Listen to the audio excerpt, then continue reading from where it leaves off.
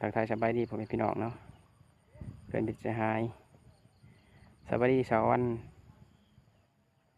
จันทร์เนาะวันที่10 เดือน 8 2016เนาะนำเสียสมซอยบาทของคนเนื้อเมืองสนบุรีแขวงสวรรณเขตเนาะนี่เนาะก็คือน้ำท่วมเป็นทีหอบที่3เนาะเขาในหน้าแมนกำลังเริ่มจะหมดแล้วพี่น้องส่วนตัวนี้น้ำก็ยังขึ้นเรื่อยๆเนาะมื้อนี้น่าจะเห็นแดดหน่อยหนึ่งตื่นออกแหละคือสีเช้านะตามข่าวว่าวันที่2 หอดวันที่10เนาะฝนแต่ว่าบางข่าวก็ยังมีอีกต่อเนื่องเนาะซึ่งว่าก็คือมื้ออื่นวันที่11 12เนาะก็จะว่าสิปล่อยเขื่อนเชลนองลงมาอีกเนาะทางเขตไต่เฮาคือเขตเมืองชนเมืองจำพรอะไรก็สองคอนถาบางทองนี่ก็ต้องเตรียมหับมือแล้วเนาะอันนี้เป็นทงหน้าเนาะเมื่อกี้นี้เฮาบ่ได้ยางมาตั้มบ่ได้ถ่ายครับขึ้นเหือมาของใดนี่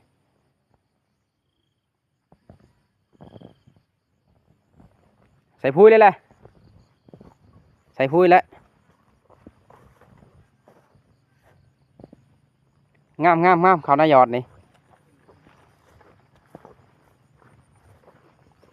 เนี่ยแต่น้ำท่วมเลยเนาะ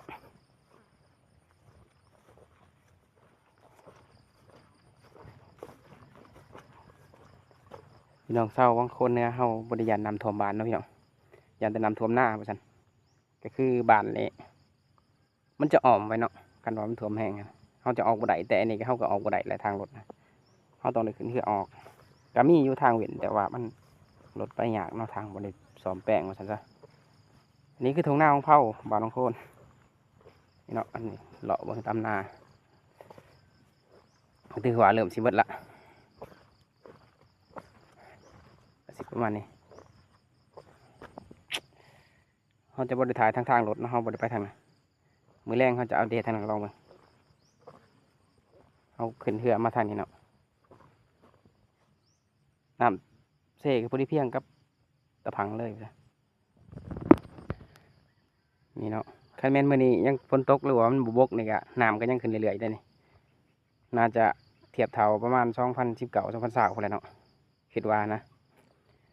2019 2020เนี่ยบอลคอยยืนมีแต่น้ำเลยหอดเทียงกระเจ้าสิทั้งผิดไงเมื่อเลยนะทงนาของเผาเลย2019 2020นะช่วงนั้นเนาะน้ำท่วมหนักอันนี้ก็ได้ยินข่าวว่าน้ำเขื่อนจะลงมาวันที่11 12เนาะขนาดตัวนี้โบกนี่ก็น่าจะซ้ำกันแหละมันจะเมื่อเลยแหละทงนี่โบเห็นเลยแหละต้นเขากำลังงามพี่น้องลองดูอันนี้เขาหน้ายอดนี่โอ้ก่อนบ้าไงครับดีวะ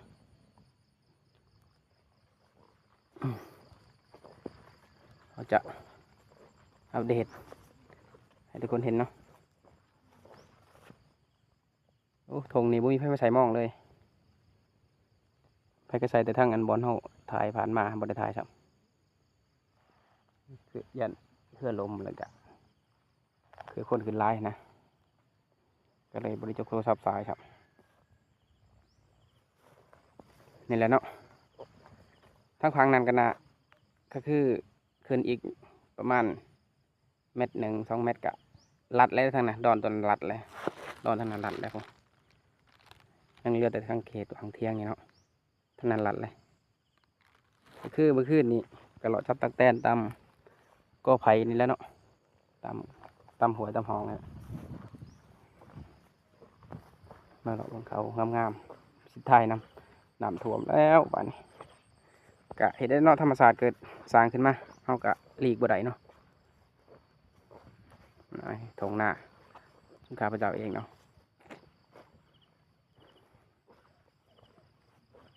แล้วทุกคนเนาะ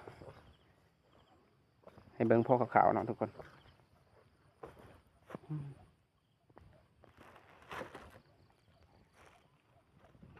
ปี2019นะยังเหลือแต่เขตทรายเทียงหันน้อยหนึ่งเนาะคือเทียงลังน่ะกะริบหมดเลยบ่มีให้ได้หลอดเลยนะทั้งนั้น หลาดเลยเอาจะได้กะมือแรงกะหลอดจับตักเต้นอีกคือเก่าพี่น้องตามกอไฟขันว่าน้ำบกอะไรสำนี้แรกชีวิตบ้านเฮาหาอยู่หากินตามแม่น้ำลำเซกับแม่นเนาะย่ำน้ำท่วมเฮาก็ต้องได้ใส่หมองแต่ว่าอันนี้เฮาบ่ได้ใส่เฮาสิเอาไปเลี้ยงงัวอยู่กะหน้าโขกเนาะครับปะงัวอยู่หน้าโขกยางออกมานี่ก็คือแต่ว่าเอารถมาบ่ได้นะเอาตัวยางออกเอาจะได้กำมัดระวังเด้อพี่น้องเนาะผู้อยู่ทางใต้ทางเหนือก็แล้วแต่เนาะผู้ใดที่ว่าอยู่เขตเสียงก็เตรียมเพื่อเตรียมแพร่ก็ฝากกันไปนะพี่น้องเอาสำหรับคลิปนี้จะจบเพียงเท่านี้แล้วพี่น้องเนาะขอขอบใจทั้งหมดทุกคนที่เขาเบิ่งและเขาชมเด้ออันนี้แม่นท่วมขังที่3เนาะลืมบอกเนาะขังที่1กะบ่หลายปานใดขังที่2กะไล่ขึ้นหน่อยหนึ่งเนาะพอดีจุกับทางลดความแต่ที่3นี่รถไปบ่ได้เลยยังไปบ่ได้ละผมหัวยินมือพุ่นละต้องได้ขึ้นเรืออย่างเดียว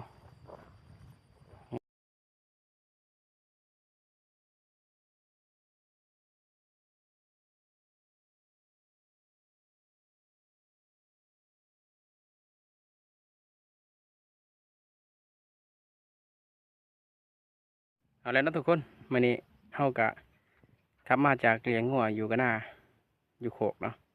คิดว่าสิมาอย่างสุดท้ายแพงลายกว่าเก่าอีกต้นอัปเดตต้นแรกนี่เนาะโอ้ยว่าสิมาลอยสิลอยได้เว้ยการจะเว้นนี่เด้เว้ยแล้วมันกะไล่ขึ้นเรื่อยๆนี่มันเขาให้หน้าเขาเจ้าอะไรเด้อตามปกติครับทางมันขึ้นไล่ๆนี่แถวทางนี่มีแต่หนามหมดเลยนี่ขึ้นหดปูนหดปูหดโน่นตัวนั้นพอแหละ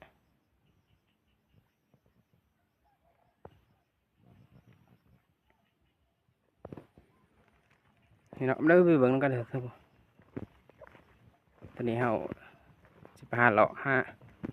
คนใส่หมองเลยสิขึ้นเฮือนของเขาละขี้ขาดจะเวียน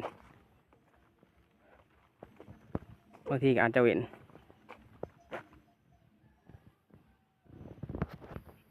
นี่เนาะเฮาว่าสิมาลอยที่ว่าลอยสิบ่ได้แหละเมื่อวานนี้ปูนปูบนนั้นทุ่งยางขาวๆปูหนามก็ยังเพียงคอเลยเนาะถ้าว่าเฮาบ่มีเครื่องเฮาก็ลอยได้อยู่อันนี้ก็ทั้งทุ่งยางติดเขาเนี่ยคากระโบกับอันนั้นนี่เนาะอันนี้คือซีเมน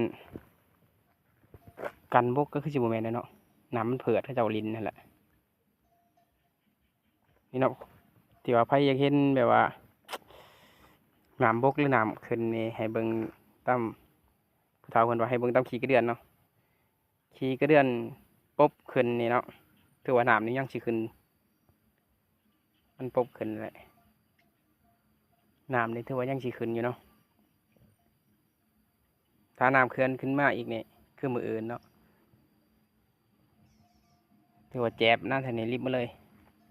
ถ้าน้ำเขื่อนมาหอดแล้วมันสิโยดันกันขึ้นมานะได้ยินว่าที่11 12เขื่อนน้ำเขื่อน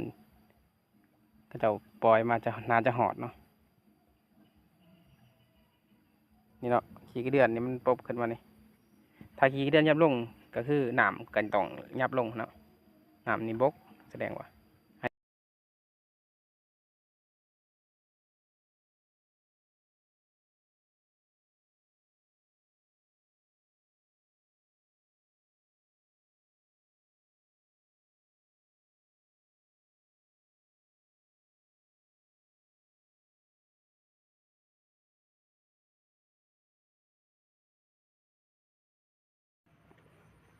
ก็สิประมาณนี้เนาะพี่น้องว่าสิร้อยกับบ่ได้ร้อยช่างมันร้อยบ่ได้ดอกค่าส่งค่าเสือน่ะมันหลายกว่าเก่าเนาะยางมาผู้เดียวพร้อมอีกแต่บ่มีหมูลอยบ่กล้ากันเด้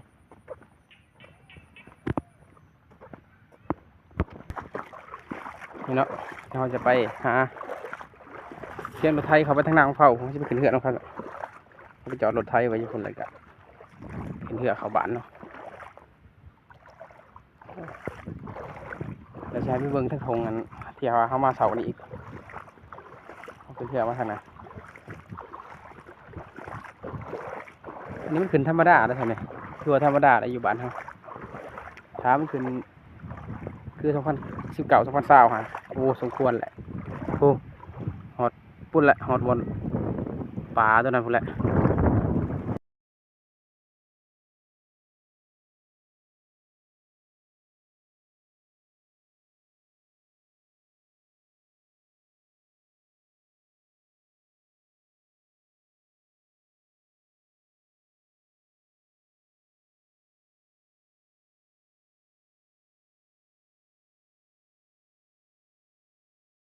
อ้าวโชคดีได้ไร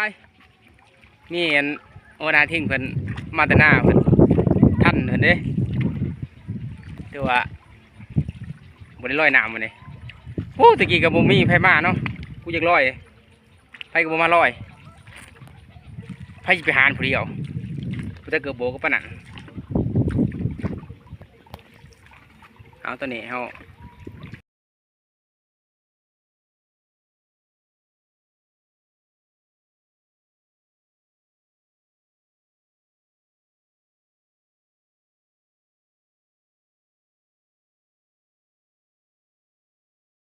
ปลา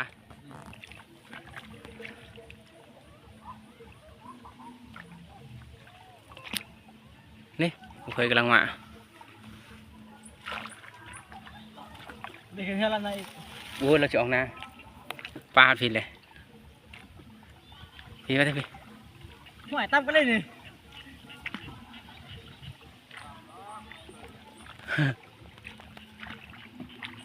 พยายามมองเคยมองไปใช่ปะพอไม่น่านี่ไม่พอไม่น่านี่ใช่จะพาก็จักใช้ทั้งนั้นแหละยังไงทั้งนั้นก็ได้เพื่อนพี่ก็ในถ่ายคลิปนี่คือทางนี้ปะโอ้ทะเลจีนไต่เยอะนี่ไปแล้วเขาน้องพกเชื่อผมด้วยจงนี่ก็ได้นี่ก็อันเจช้านี่ก็ได้อีต้นมุงพายพอแต่หอดพังหวานเท่าไหร่พอนะบรรยากาศแรงๆพี่น้องอยู่ตามแม่น้ำทำภาษาบ้านๆก็ชื่อห้องว่าน้ำแกงเนาะน้ำท่วมน้ำนี้ยังไม่ทันได้ลงเลยพี่น้องยังขึ้นเรื่อยๆตกลงมาอีกมื้อแรกนี่ดีลิฟต์มาเลยผมไหมแถวนี้ขาดคะแนนว่าใครแม่น้ำเขื่อนลงมาอยู่อีกอะยัน2019อยู่11 12นอนน้ำเขื่อนก็จะปล่อยวันที่11นี่แหละโซฟาเท่าห้ากับบุติดวะ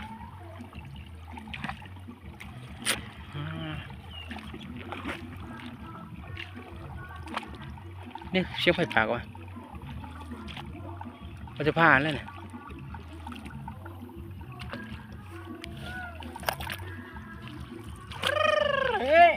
มองสภาพไปจังไหนบ่แม่นปักกิ่งโอ้เปิดเพลงนี่ก็ม่วนแล้วน้ำท่วมไม่มีเครื่องเปิดเพลงอย่างเดียวอ่ะ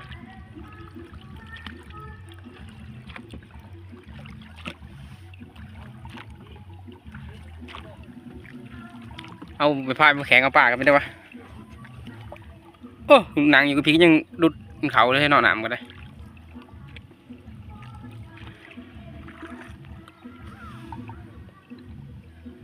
คันบ่มีกระโบกยังนี่ร้อยลิตรผู้เดียวกันแก็บมันเอาให้นาแค่แต่ว่าหน้าทางนี้เขาจะบริเหตุนี่นะฟู่น้ำเห็ดได้นี่มีได้น้ำมากเขาก็ห้องฟู่ครับว่าคือบอกความหักก้อนคือขี้ลอยน้ำเท่ขอบใจถ้าป้าบุตรมันก็บุแตก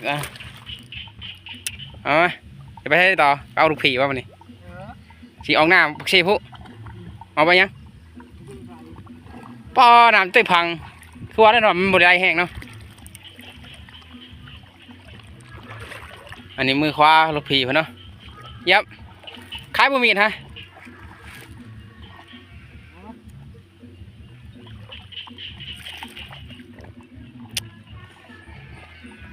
ไปพี่น้องหนาวก็ยังขึ้นเรื่อยๆพาดังคือเอามาเลยโอเคสำหรับคลิปนี้สิโจ้เพียงเท่านี้เนาะพี่น้องสถานการณ์น้ำถือว่ายังไม่ทันได้ลงเนาะ